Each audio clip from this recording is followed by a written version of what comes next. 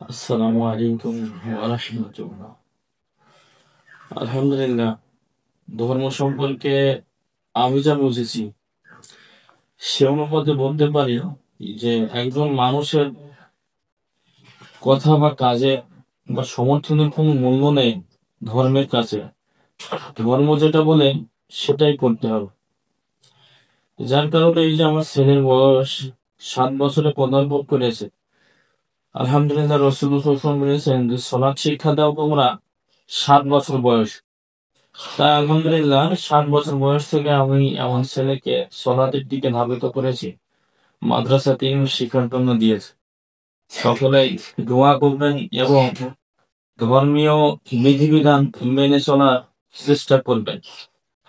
আসলে ধর্মের বিধিবিধান না মেনে আপনি কখনোই ভালো কিছু করতে পারবেন না, হতেও পারবেন না, রবের সন্তুষ্টি অর্জন করতে পারবেন না।